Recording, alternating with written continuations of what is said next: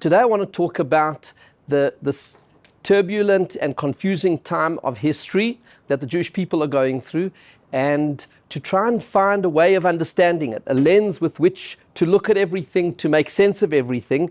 And the lens that I want to offer today is really how to look at this period in history through the perspective and the paradigm of Hanukkah. But in order to do that, because we are celebrating Hanukkah right now, and in order to do that, we really have to understand what is Hanukkah. And that may sound like a very simple question that probably everyone would feel quite confident to answer, because since we're in grade 1, we were always told that Hanukkah is that there was just enough oil, that after the Maccabees defeated the Greeks, there was just enough oil to be able to burn for one day, and it burned for 8, and so we light Hanukkah candles for 8 days to remember the miracle of the oil burning for those extra 7 days. The problem with that, and of course there is a tremendous amount of truth in that, the Gemara actually says it, but to take that at surface level is problematic, because why would our sages have established Hanukkah as a festival for all times? You see, in order for a sequence of events to justify changing the Jewish calendar, because that's actually what Hanukkah is about. Hanukkah is a rabbinic festival. The Torah has Pesach, Shavuot, Sukkot. Hanukkah is unique in that it's a rabbinic festival. They established it as a festival and they inserted it in the calendar. Now, why would they do that? It can't be just for the miracle of the oil burning the extra 7 days. That would not justify an entire festival, because actually the miracle is not noteworthy.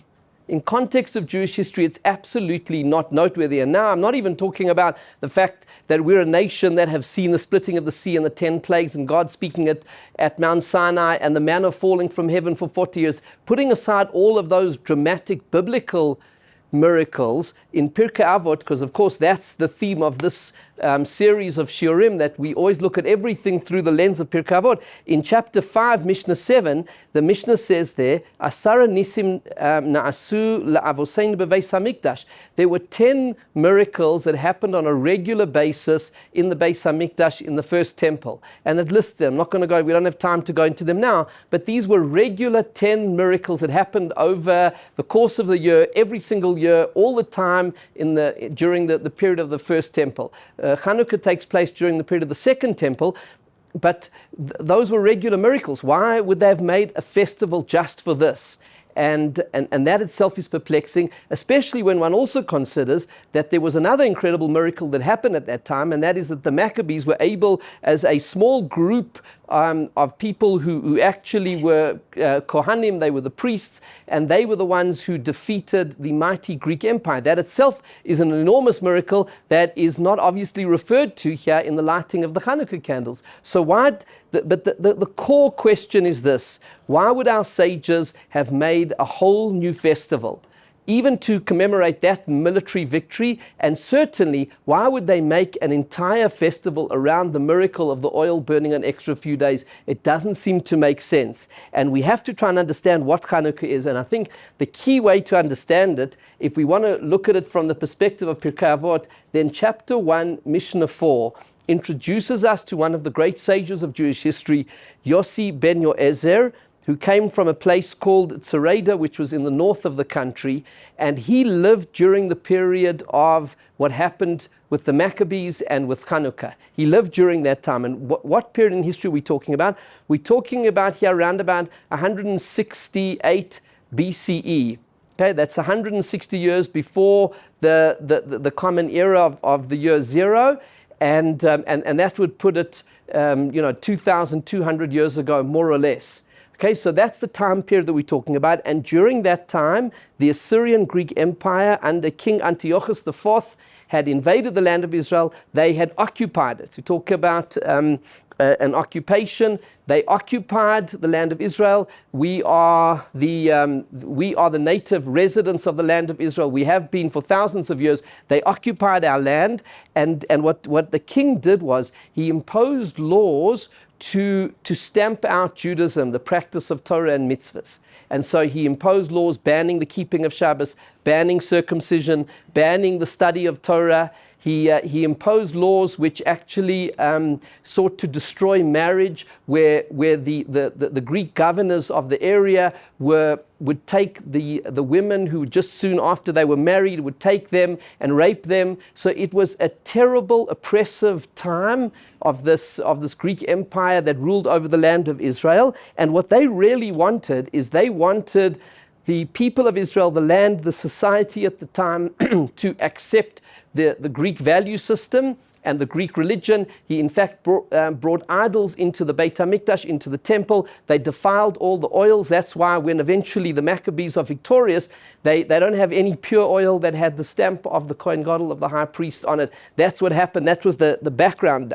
Now, Yossi ben Yoezer, the sage of Pirkei Avot, referred to in chapter 1, Mishnah 4 of Pirkei Avot, he lived during that time, and he defied these decrees of the Greeks, and he taught Torah, and he was arrested and he was executed for it. Okay, so we read about his teachings, which we'll come back to in a few moments, but he was arrested, he was executed, and the Midrash tells a very poignant story, the moment of his execution, because he had a nephew who had sided with the Greeks. And we'll come back to explaining what that meant. He actually turned on the Jews, because at the time, the Greek Empire was saying to the Jewish people, look, if you accept Hellenism, our philosophy, our way of life, if you give up your Torah and your mitzvahs, you give up Judaism, we'll leave you in peace. You can live in your country. We are not going to oppress you. We just want you to pay your taxes, be loyal citizens,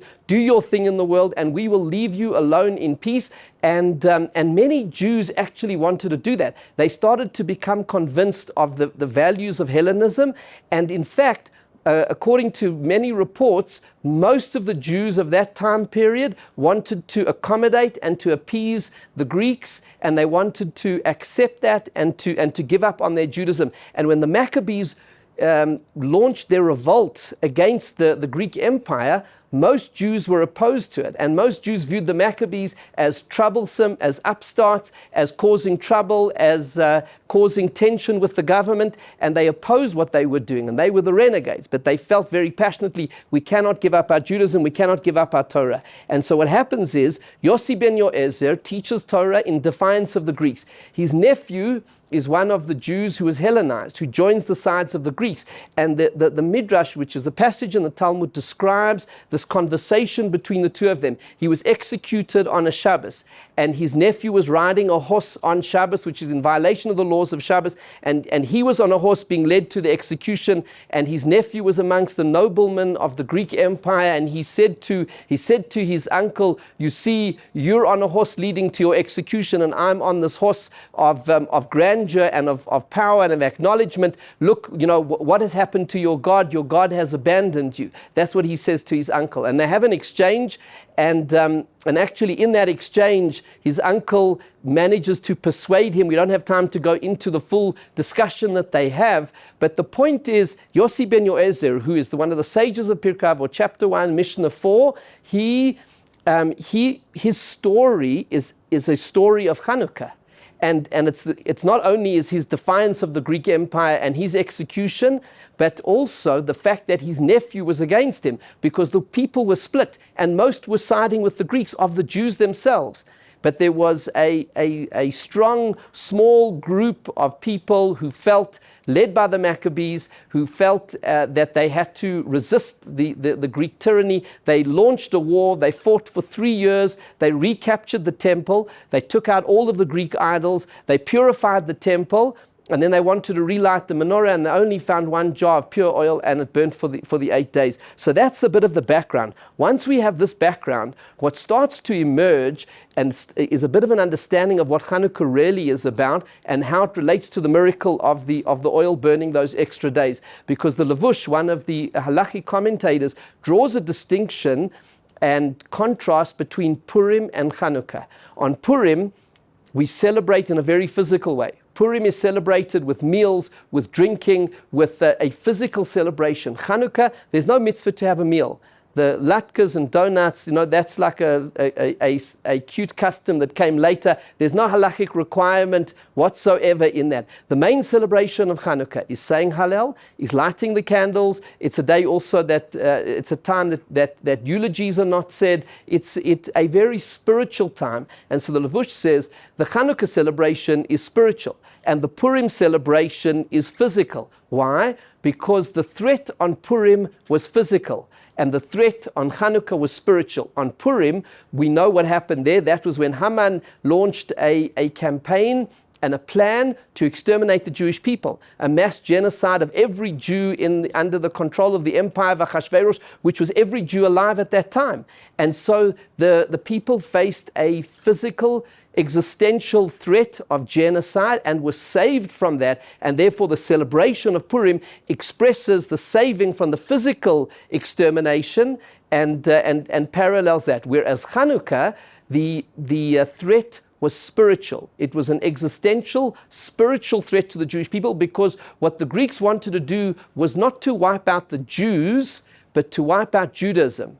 Haman wanted to wipe out the Jews, and the Greeks wanted to wipe out Judaism. And so therefore, the celebration of Hanukkah is that Judaism, Torah survived. And the celebration of Purim is that the Jewish people survived. You see, with Haman, there was no way you couldn't convert and you couldn't say, well, I'm not a Jew. But the Greeks would have accepted. If we would have just said, we accept all of the Greek laws, we accept the Greek values, we accept the Greek gods, then they would have left us in peace. Haman, there was no peace to be left. It's like the Nazis. That is the classic example of that kind of an enemy of the Jewish people, where you can't convert out of it. They were on a campaign. Whereas in the time of Hanukkah, it was a spiritual threat, not a physical threat. The Maharal takes this one step deeper, because he asks this question. He says he understands by Purim, where had Haman's plans come to fruition, the Jewish people would have been wiped out. It was an existential threat. But here,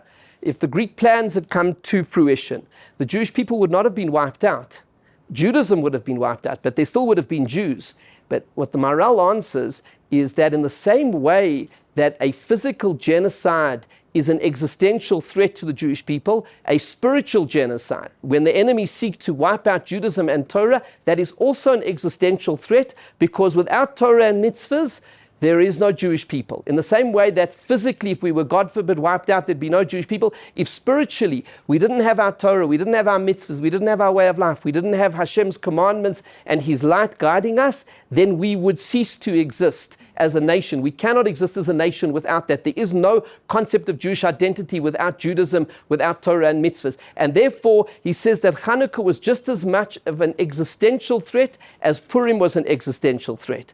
And that we also see very powerfully in Pirkei Avot itself, because in chapter 1, Mishnah 2, it says, Ha'olam omed al shlosha dvarim, the world stands on three things: al haTorah, al avodah, val gemilut chasadim, on the learning of Torah, on the service of God, and on the acts of kindness. And what does it mean the world stands? Rabbeinu Yonah says that literally existence is predicated upon the fulfillment of these mitzvahs, that without Torah, without service of God, without acts of kindness, existence, the universe loses its meaning, loses its purpose. And there is no reason for it. And so therefore, this is part of what the Maharal refers to. He doesn't refer to this Mishnah, but he says, if Judaism ceases, if there's no Torah, there's no Jewish people. And if there's no Torah, no Jewish people, then there's no reason for existence itself. Because the whole purpose of God creating the universe is so that His values would enter into the world. And so actually, Hanukkah represents the saving of Judaism, and therefore the saving of the Jewish people, and therefore ultimately the saving of the world.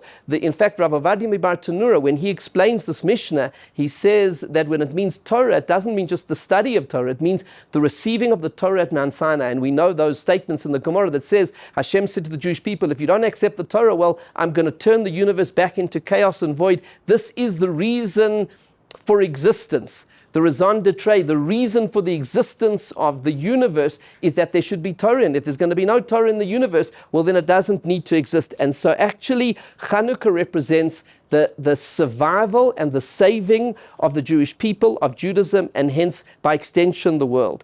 And therefore, it justifies the establishment of a festival. Now, why the candles?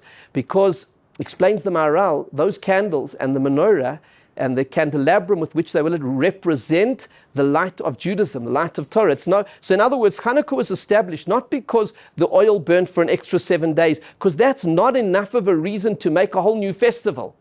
The reason why there's a new festival and why we have a festival of Purim and Hanukkah is that our sages gave us 2 festivals to teach us how to cope and deal with the turbulent journey of the Jewish people through history facing our enemies. And that in our history, by establishing these 2 festivals, Purim and Hanukkah, we have 2 paradigms. In our history, we were going to encounter, and we did encounter, those enemies like the Nazis who represented a physical, existential threat to the Jewish people from which there was no escape. You couldn't escape by leaving our values behind. They were going to hunt us down no matter what. And then we would have enemies who would come to attack Judaism, not just the Jewish people from a physical point of view, but a spiritual attack, a moral attack on the values of the Jewish people. And so we have these 2 festivals. And so when we're lighting the Hanukkah candles, the miracle is the miracle that happened that is symbolic of the essence of it, which is why our sages did not establish the festival based on the miracle of the fact that a small group of Kohanim, of priests, defeated the entire Greek Empire, which was certainly a miracle, and their bravery and their courage, which was certainly miraculous, but it was a miracle that would symbolize what they were fighting for. They were fighting for Judaism, for Torah, because if we would have given up our Torah and our mitzvahs and our Judaism, the Greeks would have left us in peace. And so Hanukkah candles are there to remind us the essence of it, and that is actually what Hanukkah is. And so it becomes then the paradigm of how to deal with the threats that come, which are based on ideology and on values. And much of what we are facing in this period in our history now is from enemies who seek to wipe out not the physical Jewish people, but the spiritual Jewish people, the values, the ideas, the concepts of who we are, whether those threats come from the extreme left or they come from the Islamist. Their assault is an assault of values. And if we would give up our values and surrender all of our values, then there would be peace. But they are coming for values, and therefore Hanukkah becomes the paradigm with which to view this entire period in history. It is a struggle, not a Purim struggle. It is a Hanukkah struggle, a struggle for Jewish values. And now we come back to Yossi ben Yoezer, because he was executed, but his legacy lives on, because he gave us a teaching in Pirkei Avot. Now, remember, Avot was given at Mount Sinai. All the teachings that we have in Masechta Avot, in this tractate, come as all of our Torah Shebaal Peh, the entire oral Torah, comes from Mount Sinai. And so when the sages deliver their teachings, they are delivering the teachings that they received as part of the Masorah, part of the tradition. But there is no doubt that Yossi ben Yoezer, when he gives over these teachings, was reflecting, why did he give over these teachings and not other teachings, and some of the other sages gave over the others? All of the teachings together comprise the Torah Shebaal Peh, the oral tradition that was handed down at Sinai, that was given originally by God. Why did he choose these? One could say perhaps that he was talking, and I say this as speculation, that he was talking to the calling of his generation. Because if the assault came from values, his answer was, what is the answer to restore and to hold on to Jewish values? He said what it is. What are his teachings in this chapter 1, Mishnah 4? Yehi beischa beisvad lechachamim. Let your home be a meeting place for the sages, and cleave to the dust of their feet, and drink their words with thirst. In other words, what Yossi ben Yoezer was saying, if we are going to withstand an assault, a moral assault, a spiritual assault on the essence of Judaism and the Jewish people, then what we need is the values, the ideas, the ideals, the meaning, the moral vision of Torah. And where does that come from? That comes from learning Torah. But you see, learning Torah is not just about the practical learning one verse after another. It imparts to us an entire value system of how to look at the world. That's why the Abarvanel, for example, says on this Mishnah, Yehi beischa beisvad lechachamim, let your home be a meeting place for the sages. He says your home is your mind. And a meeting place for the sages, let your mind be how you look at the world. In other words, the Abarvanel is saying is that when we have our world view is shaped by Torah values, we look at the world in a completely different way. And he said, let your home, your mind be the place where the values of our sages, in other words, that they receive from Mount Sinai, fill our minds and our hearts so that it becomes the way that we view the world. This is values. Values is the heart of everything, because values is what do you regard to be valuable enough? What do you strive for? What is truth? What is the most important and precious? What is truly sacred? And that actually comes before behavior. Because in the Siddur, when it talks about the miracle of Hanukkah, it says the Greek Empire came lahashkicham torasecha, to make them forget the teachings of your Torah, ula'aviram mechukei retzonecha, and then to take you away from the statutes. Meaning, they say first they came to make us forget the Torah, the values. Then the mitzvahs fall away. Because if we don't have the values, the way of thinking, the worldview, the understanding of what it is to be a Jew, then automatically what we do, the mitzvahs, the commandments, the practical things fall by the wayside. It all starts with the values. The actions are an extension of those values. And that's why the menorah represents the essence of it, because the menorah is kiner mitzvah Torah, or the verse says in Mishlei, the mitzvahs are a torch, but Torah itself is light. And the Gemara in Sota says, what is the difference? If it gives an analogy, a person in this world could be like in a dark forest, and you finding your way in a dark forest. The mitzvahs will shed a little bit of light like a torch, but the Torah learning, that is like signposting the journey. That is like the sun rising in the morning, where all of a sudden you can see the full landscape, you see the full perspective, you understand what life is about, you understand where you have to go to. It gives a complete clarity of context, of understanding, of meaning. All of the confusion is lifted, because Torah learning isn't just about the information. It's a value system. It's a way of looking at the world. It's a way of looking at the world through the perspective of our Creator, the way He gave us the values to live by. It's not only about what we do as Jews, it's how we think as Jews. That is what Hanukkah is about. That's why we light a menorah. A menorah represents the light of Torah as it beams out into the world to understand the world. You see, in the Mishkan, in the tabernacle, there was the Holy Ark, the Torah itself, which is in its purest form. The menorah is already, when you take that and you transform that into a light which illuminates the world and illuminates our lives. And so when we are lighting the menorah,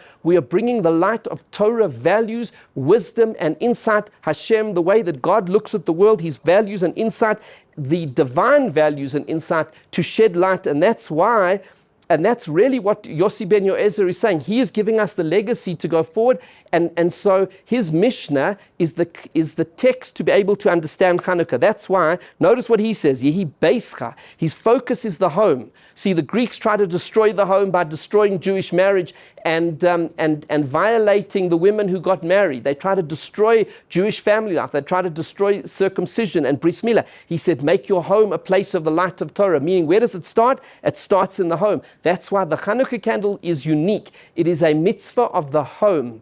Ner ish ubeiso. It's not a mitzvah on the individual, it's a mitzvah on the home. That that the home must have the menorah, the light of the Torah, and it also then connects, as the Mishnah continues there, that cleave to the dust of their feet, which Reb Chaim Volozhin on this Mishnah says.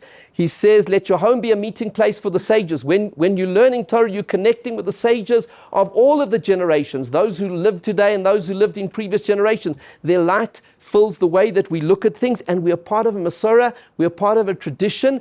We cleave to the dust of their feet, which means we accept the tradition, meaning the key to the purity of Judaism and Torah is that we are part of a tradition that we receive from Mount Sinai, that becomes part of who we are, and that we can then hand that on to the next generation.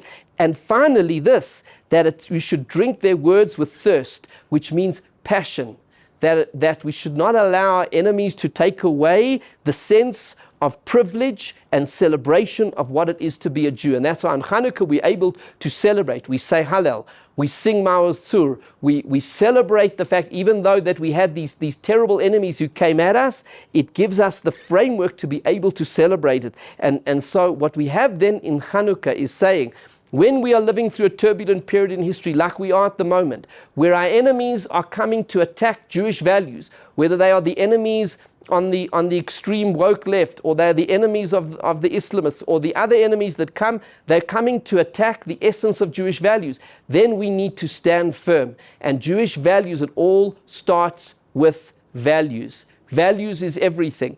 And that we absorb through the learning of Torah. And once we understand that and we bring that into our home, and we can shed that light in our lives and in the lives of our family, we have a sense then of why we are here. We have moral clarity. We have a sense of moral purpose. We have a vision. We have a spiritual identity. And then we have a way of surviving, and not only surviving, but thriving, because we know who we are, we celebrate it, and we say that ultimately the light which Hashem gave us, that is the light which is going to triumph and ultimately make this world into a better place, and may that day come soon. God bless you all.